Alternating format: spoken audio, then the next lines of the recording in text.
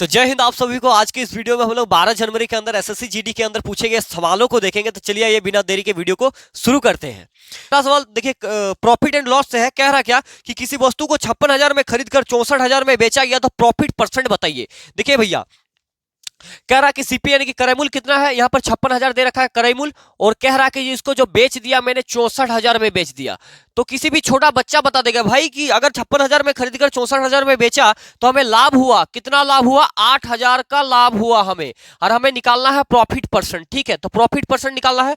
तो एक्चुअली में लाभ कितना हुआ, 8,000। 8,000 लाभ हुआ। प्रॉफिट परसेंट का क्या होता है, लाभ बटे क्रय मूल्य। क्रय मूल्य मतलब ये किसके बेसिस पर बनता है, तो क्रय मूल्य नीचे रख देंगे यहाँ पर 56,000 को, और प्रतिशत में चेंज कर दिए 100% से गुना। ठीक है, अब यहाँ देखिए 2 जीरो से 2 जीरो टाटा बाय बाय, यहाँ से 1 जीरो खत्म। अब देखिए 8 एकम 8, 8 सत्ते 56, मतलब 100/7, 100/7% का उसको क्या होगा, लाभ होगा। ठीक है, चलिए अगले सवाल पर बात कर लेते हैं। अगला सवाल कह रहा है क्या, अगला सवाल कुछ इस प्रकार से भैया देखने का प्रयास कीजिए। देखिए 3:5 है और यहाँ पर इस प्रकार से है, और कहा जा रहा है कि x का वैल्यू हमको बताइए जो कि होता है 75। उसके बाद 75, ये पहला अनुपात। दूसरा इसका देखिए, बताए कितनी बार बनाए इस सवाल को, इसका बटे इसका 3/5 बराबर करेंगे x/75 का। हमको वैल्यू किसका चाहिए, x का। क्रॉस मल्टीप्लिकेशन करें, कर देते हैं भैया। देखिए यहाँ पर 5x इक्वल टू यहाँ पर लिख सकते हैं 75 × 3।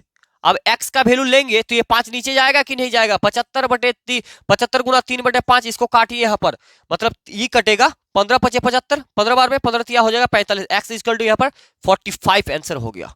उम्मीद कर रहे हैं चीजें समझ पा रहे हैं। इस तरीके से सवाल पूछे जा रहे हैं। ठीक है, बहुत छोटा सा सवाल है लेकिन पूछ रहे हैं। ठीक है, अगले सवाल पर बात कर लेते हैं, आ जाइए।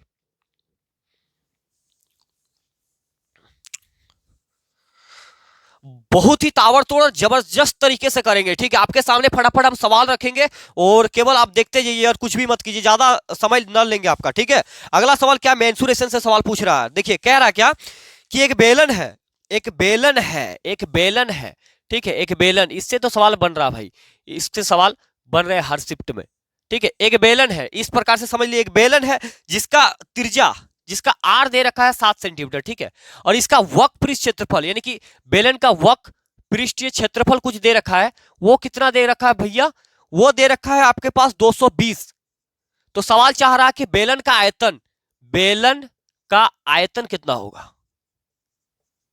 हमें बेलन का आयतन, तो आपको पता होगा बेलन का आयतन का फॉर्मूला क्या होता है भैया। बेलन का आयतन का फॉर्मूला होता है पाई आर स्क्वायर एच। तो pi are square H, pi का वैल्यू हमें पता है, आर का वैल्यू पता है, लेकिन एच का वैल्यू पता नहीं है। तो वो पता कर लेंगे कहां से, यहां से। देखिए यहां से हम पता कर लेंगे। बेलन का वक्र पृष्ठ क्षेत्रफल बराबर फॉर्मूला होता है 2 पाई आर एच, 2 पाई आर एच। तो ये बराबर है कितना, 220 का बराबर है शायद ना, कितना है भाई, क्षमा चाहूंगा यहाँ पर 220 हमने बोला था, गलती लिख दी यार, 220 के बराबर है। अब देखिए 2 के जगह पर क्या करेंगे 2 के जगह पर 2 × 22/7 रहने देते हैं, आर का वैल्यू को यहाँ पर रहने देते हैं। ये एच हमको चाहिए तो एच को हम बचा के रखेंगे। इधर कितना है, 220 है तो 220, ये 7 से 7 टाटा खत्म हो गया, 22 दूने 44। देखिए यहां पर 44 × h इक्वल टू 220 जो होगा, अगर h का वैल्यू चाहिए हमें तो 220 यहां पर बटे में 44। चलिए काट देते भैया। देखिए 11 चौके 44, 11 दुगने 22, यहाँ पर 20, 4 पंचे 20, यानी कि h का जो वैल्यू आया वो आया 5। अब h का वैल्यू पता चल गया तो हमें चाहिए क्या, बेलन का आयतन। बेलन का आयतन का फॉर्मूला क्या होता है, pi are square H, pi का मान 22/7 इंटू आर का मान 7 गुना 7, और यहाँ पर हमें 5 पता चला। तो 1 जीरो से 1 जीरो खत्म। ठीक है, तो अब देखिए 22 पंचे 110, 110 गुना यहाँ पर 7, तो 11 सत्ते 77, 770 हो गया आंसर, यानी कि 777 सेंटीमीटर क्यूब होगा। अगर मीटर में दिया हुआ रहेगा तो मीटर क्यूब, सेंटीमीटर में रहेगा तो सेंटीमीटर क्यूब। तो उम्मीद कर रहे हैं ये चीजें समझ में आए होंगे आपको। एक बेलन दिया गया था जिसका रेडियस पता था। ठीक है, तो रेडियस पता था तो हमसे जिक्र किया गया बेलन का आयतन। बेलन का आयतन हमें फॉर्मूला पता है कि पाई आर स्क्वायर एच होता है, तो हमें एच का वैल्यू फाइंड करना होगा। उसके लिए इन्होंने दे रखा था कि वक्र पृष्ठ क्षेत्रफल 220 है, तो बेलन का वक्र पृष्ठ क्षेत्रफल बराबर फॉर्मूला होता है 2 पाई आर एच, वो दिया गया है 220। तो अब इसको सिंप्लीफाई करने के बाद हमें एच का निकाल लिया, एच को निकाल करके धरले से यहां पर बैठाया तो आंसर आ गया इतना। तो उम्मीद कर रहे हैं चीजें समझ पाए होंगे। अगले सवाल पर बात कर लेते हैं, आ जाइए। देखिए अगला सवाल कह रहा है कि a प्लस बी मिलकर किसी काम को, मतलब a प्लस बी कोई दो व्यक्ति है जो किसी काम को 90 दिन में करता है। ठीक है, और कह रहा है कि b प्लस सी, बी प्लस सी उसी काम को करने में 180 दिन का टाइम लेता है, और सी प्लस ए उसी काम को करने में समय लिया गया कितना है 45। तो चार क्वेश्चन चार अगर ए प्लस बी प्लस सी से हम काम को कराएंगे तो कितना दिन लगेगा, कितना दिन लगेगा। तो इस प्रकार से चीजों को करने के लिए सबसे पहले हम तीनों का एलसीएम निकाल लेंगे आंख बंद करके। तो 90 180 45 का एलसीएम कितना हो जाना चाहिए भैया, इसका कितना होगा एलसीएम, देखिए इसका 180 ही हो जाएगा, होगा कि नहीं होगा। इसको देखिए 90 से कितना बार में 2, यानी कि ए प्लस बी का एफिशिएंसी 2 आ गया, बी प्लस सी का आ जाएगा आपके पास हम यहाँ पर 1, और 45 दुगने 90 मतलब 4 बार में, इसका 4 आ गया। ठीक है, तो देखिए ये ए बी सब 2 बार है, तो 2 बार है, टोटल काम अब तीनों को साथ में कराना है, तो टोटल काम है 180। और ये 2 है ना, तो इसमें 2 को जब कॉमन ले लेते हैं ना, तो ए प्लस बी प्लस सी यही ना है भाई। तो ये 2 टू बी 2 बी इस तरह से होगा, 2A 2 कितना है 2 और 1 3 और 4 7, तो ये 7/2 हो जाता है। ठीक है, तो इसको डायरेक्टली हम लोग 180 काम कराना है, तीनों मिलके करेगा तो कितना 7/2, ये चल जाएगा यहाँ पर ऊपर, तो 180 दुगने यानी कि 360/7 डेज उसको लगेंगे। ठीक है, तो उम्मीद कर रहे हैं इस तरह के सवाल हमने पिछले भी वीडियो में कर रखा है, तो ये चीजें आप क्लियर हो पाए होंगे, अब आपको उतना झमेला होगा नहीं। ठीक है, तो अगले सवाल पर बात कर लेते हैं, आ जाइए। अब देखिए एकदम एकदम छोटा सा सवाल पूछा है, क्या पूछा है भाई कि b प्लस डब्ल्यू क्या दे रखा है 8, और b माइनस डब्ल्यू दे रखा है 6, और हमसे पूछा गया कि b का वैल्यू बता दीजिए कितना होगा। तो बिल्कुल आसान तरीके से अगर b पूछता है तो दोनों को जोड़ करके 2 से डिवाइड, तो 8 से 14, 14/2, यानी कि यहाँ पर b का वैल्यू 7 होगा। अगर हमसे w का वैल्यू पूछता तो दोनों को घटा देता, 8 में से 6 जाता तो 2/2 यानी कि 1 होता। ठीक है, आप वैल्यू रख के भी चेक कर सकते हैं, बातें वही आ रहा है। ठीक है, तो यहाँ पर डायरेक्ट b का पूछा गया था, b का यहाँ पर 7 हो गया। उम्मीद करें चीजें समझ पाए होंगे। अगले सवाल पर बात कर लेते हैं, आ जाइए। देखिए अगला सवाल फिर प्रॉफिट एंड लॉस से पूछा गया था कि देखिए कह रहा कि किसी वस्तु को 13,000 में खरीद कर और 15,000 में बेच दिया, तो प्रॉफिट परसेंट बताइए। कुछ नहीं करेंगे, देखिए किसी वस्तु को 13,000 में खरीदा, बड़ा होशियार बच्चा, एसपी में कितना 15,000 में बेच दिया, तो प्रॉफिट पर परसेंट एकदम एक झलक है। रियल दुनिया में 13,000 में खरीद के 15,000 में बेच रहे, सीधे 2,000 पॉकेट में बचा लिया। अब पॉकेट में बचाया तो इसे पता किससे चलता है, हमें करेमूल के अकॉर्डिंग पता चलता है। तो नीचे करेमूल को रखेंगे, परसेंटेज में चेंज करने के लिए 100% से क्या करते हैं, इधर से 2 0 टाटा, इधर से ये खत्म हो जाएगा, तो आंसर हो जाएगा, क्या हो जाएगा, आंसर हो जाएगा 200/13%। इसको अगर भाग दे दीजिएगा तो क्या आ जाएगा, देखिए 200 को भगा दे देंगे, 13 कम 13, यहाँ पर 7, 13 पचे 65। ठीक है, यहाँ पर 5 हो जाएगा, फिर यहाँ पर पॉइंट लगा देंगे, 13 3 39, 13 चौके 52, 13 3 39 कर दीजिए आप, 13 3 39, यहाँ पर कितना हो जाएगा 10 में 1, फिर 10 में 1, यहाँ पर 1। ठीक है, 1 0 आ जाएगा, तो 13 7 91, 13 8 104, 13 8 104, तो 13 8 ले लीजिए, 104 ले लीजिए, आप गोली मारिए, पॉइंट के बाद 2 ही संख्या रखना है, 3 8 हो गया, इतना परसेंट इसका आंसर हो जाएगा। ठीक है, तो उम्मीद कर रहे हैं चीजें आप समझ पा रहे हैं, कैलकुलेशन को थोड़ा आपको फास्ट करके दिखा रहे हैं ताकि आपको थोड़ा अंदर से मजा आ जाए एकदम देख करके। ठीक है, तो ऐसा नहीं है कि ठीक है, चलिए अगले सवाल पर बात कर लेते हैं, आ जाइए। अगला सवाल कह रहा है कि 10 किलोमीटर की दूरी को कोई बंदा 30 किलोमीटर प्रति घंटा की रफ्तार से तय करता है, और 14 किलोमीटर दूरी को एक दूसरा व्यक्ति है जो 14 किलोमीटर की दूरी को 25 किलोमीटर प्रति घंटा की रफ्तार से तय करता है, तो एवरेज स्पीड बताना है। ठीक है, देखिए 10 किलोमीटर प्रति घंटा की 10 किलोमीटर की दूरी को ये कितना में, ठीक है 30 किलोमीटर प्रति घंटा की रफ्तार से तय कर रहा, और एक है भैया चीज 14 किलोमीटर की दूरी है जिसको तय कर रहा है 25 किलोमीटर प्रति घंटा की रफ्तार से। तो इसमें पूछा गया AVG यानी कि एवरेज स्पीड हमें पता बताइए। तो एवरेज स्पीड बराबर क्या होता है भैया, टोटल डिस्टेंस बटे टोटल टाइम, टोटल टाइम। ठीक है, टोटल डिस्टेंस बटे टोटल टाइम एवरेज स्पीड बराबर होता है। तो टोटल डिस्टेंस तो आपको यहाँ पर नजर आएगा, यहाँ पर 24, लेकिन जैसे ही बात आएगा टोटल टाइम का, तो वहां पर हमारा इसमें हमारा मुंह का लहरने लगता है, लेकिन उसे लगेगा नहीं। देखिए क्या करेंगे, टोटल डिस्टेंस टाइम कैसे निकालते हैं भैया मेरा, देखिए 10 बटा यही ना होगा, 10/30 होगा, क्योंकि समय बराबर क्या होता है, दूरी बटे चाल हो गया, बीच में प्लस, यहाँ भी समय निकालना है तो 14 बटे नीचे में कर देंगे 25 को। ठीक है, अब इसका एलसीएम ले लेंगे, देखिए यहाँ पर 24 को रहने देते हैं, नीचे नीचे 30, और इसका एलसीएम कितना हो जाएगा मेरा भाई, इसका अगर आपको एलसीएम लेना है तो कितना ले सकता है, 50 50 75, 50 चौके 100, 150, इसका 150 ले लेंगे। ठीक है, 150 हो जाएगा, तो देखिए 150 हो गया। अब देखिए 30 से ये कितने बार में काट देगा इसको, 105 बार में, यानी कि हो जाएगा यहाँ पर 50, प्लस ये 25 से कितना बार में काट देगा, 25 चौका 106, और 14 चौका हो जाएगा 84। तो अब देखिए ये नीचे से ऊपर चला जाएगा कि नहीं, ये 150 तो यानी कि 24 × 150, और नीचे में कितना हो गया, दोनों को जोड़ देंगे तो ये 4, और ये 8 5 13 हो गया। अब कटेगा तो काट दीजिए 2 से, ये 12 बार में 2 6 12 2 7 14। एक्चुअली में आंसर कितना हो गया 12 5 ये देखिए गुना कर देते हैं, जीरो का जीरो यहाँ पर रह जाएगा, 15 दूनी 30 के शून्य हाथ में 3, 15 के 15 3 1800 बट्टे 67। ये क्या है, ये एवरेज स्पीड निकल गया। ठीक है, तो उम्मीद कर रहे चीजें आप समझ पाए। इसके अगला सवाल कहता है कि ए किसी काम को, ए कोई व्यक्ति है जो किसी काम को 18 दिन में करता है, और बी एक व्यक्ति है जो किसी काम को कितना 36 दिनों में कर रहा है। ठीक है, तो 36 दिनों में कर रहा है, और आगे कुछ कहा गया कि ए प्लस बी दोनों मिलकर कितना दिन, 8 दिन तक साथ में काम करता है, 8 दिन तक। ठीक है, और उसके बाद काम को छोड़ देता है, तो बाकी बचे शेष काम जो भी होगा वो बी कितना दिन में कर देगा, यही पता करना है। ठीक है, तो सबसे पहले यहाँ पर टोटल काम को निकाल लेते हैं। 18 36 का एलसीएम हो जाएगा 36, 18 ये इसका एफिशिएंसी 2, इसका 1। तो देखिए ए एक दिन में 2 काम कर रहा है और बी एक दिन में 1 काम कर रहा है, तो एक दिन में दोनों मिलकर 3 काम कर रहा है। तो इन्होंने 7-8 दिन तक काम किया, एक दिन में 3 काम और 8 दिन काम किया, तो कितना 8 दूगुने 24, 8 तिया 24, यानी कि 24 काम कर दिया। तो टोटल काम है 36 में से 24 अगर दोनों मिलकर करा तो बचा कितना भाई 12 काम। इस 12 काम यानी कि यहां से यहां तक शेष काम बचा है 12 काम टोटल है। इसको कराना किससे है, बी से। तो बी एक दिन में 1 काम करता है, तो 12 दिन में 12 काम करने में कितना दिन समय लगेगा भाई, इसका बटे में इतना, यानी कि 12 डेज लग जाएगा। ठीक है, उम्मीद कर रहे हैं आप चीजें समझ पाए होंगे। चलिए अगले सवाल पर बात कर लेते हैं। अब देखिए अगला सवाल कुछ इस प्रकार से है। देखिए कह रहा क्या कि ए अनुपात बी, ये दे रखा है भाई मेरा 5 और 8।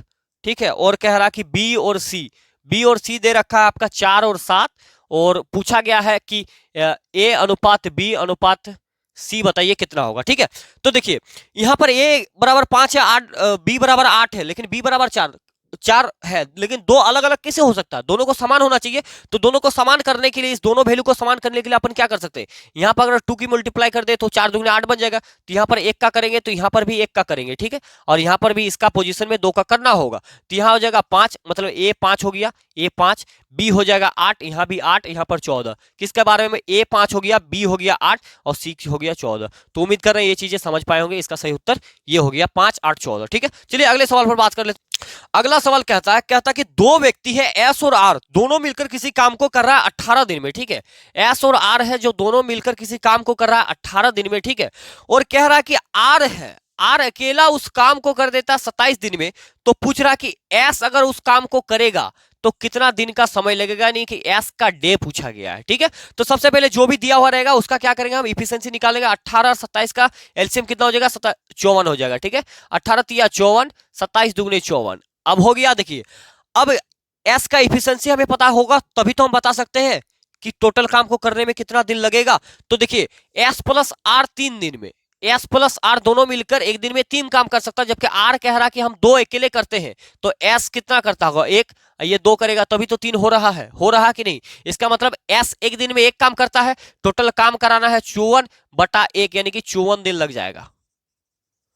कितना दिन लग जाएगा, 54 डेज लग जाएगा। तो उम्मीद कर रहे हैं ये चीजें समझ पाए होंगे। चलिए अगले सवाल पर बात कर लेते हैं। देखिए अगला सवाल, इस तरीके के सवाल हमने पहले हमारा इंस्टाग्राम पर आपको कराए हैं शॉर्ट वीडियो में। ठीक है, और यहां पर सवाल हमसे पूछा गया है, कह रहा कि 10 रुपए में 15 वस्तु खरीदा। किसी व्यक्ति ने 10 रुपए में 15 वस्तु खरीदा। ठीक है, 10 रुपए में 15 वस्तु खरीद लिया। ठीक है, ये क्या किया, ये एसपी है हमारा, और कह रहा है ये कॉस्ट प्राइस है सीपी, और एसपी यानी कि सेलिंग प्राइस। कह रहा है कि 15 वस्तु को 10 रुपए में बेच दिया, तो लाभ या हानि बताइए क्या होगा। देखिए एक चीज समझने का प्रयास कीजिए, हमने इसको इस प्रकार क्यों लिखा, सवाल तो कुछ इस प्रकार से लंबा था, हमने लिखा क्यों। अगर मैं आपको कहूं मैंने आपको 10 रुपया दिया, ठीक है, 10 रुपया दिया, और आपने क्या करा कि 10 रुपए में 2 कलम लाए। अगर मैं आपसे पूछूं कि एक एक कितना पड़ा भाई, एक एक कितना पड़ा, तो आप क्या करते हैं, 10 नीचे में कितना कलम लाए, 2 लाए, तो 2 लाए तो 2 से काटेंगे यानी कि 5, 1 का 5 पड़ा।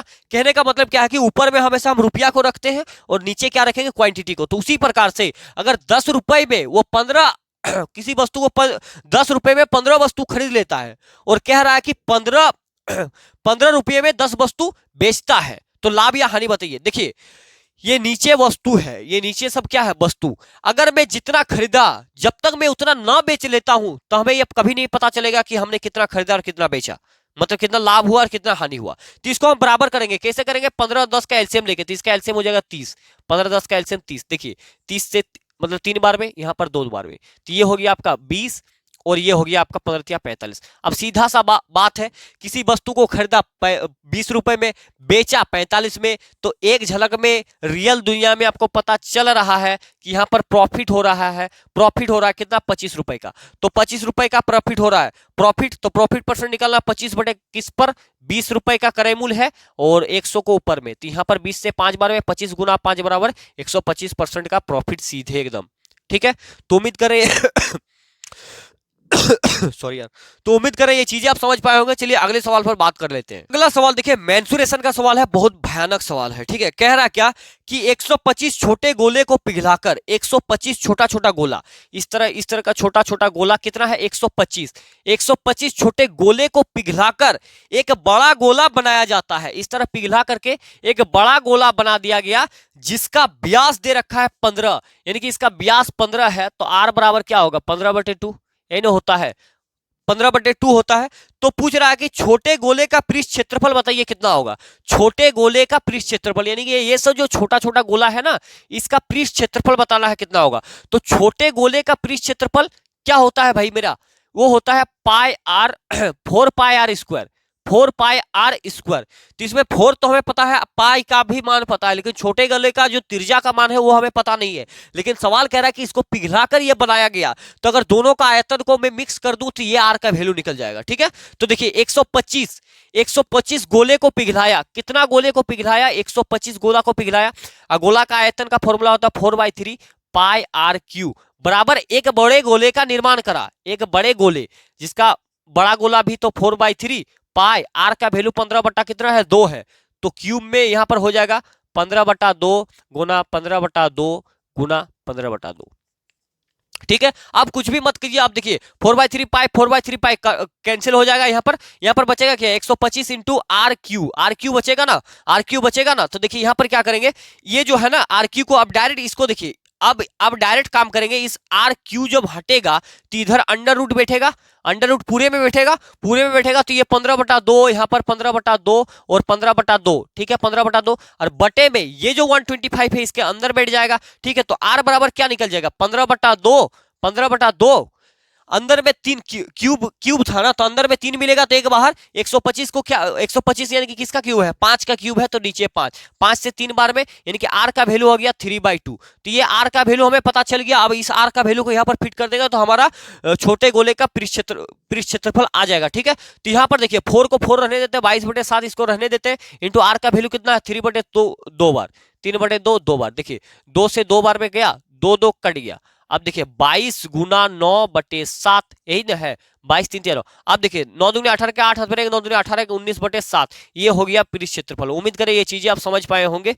ठीक है, तो आज के क्लास को यहीं पर समाप्त करते हैं, मिलते हैं नेक्स्ट वीडियो में। तब तक के लिए धन्यवाद, जय हिंद।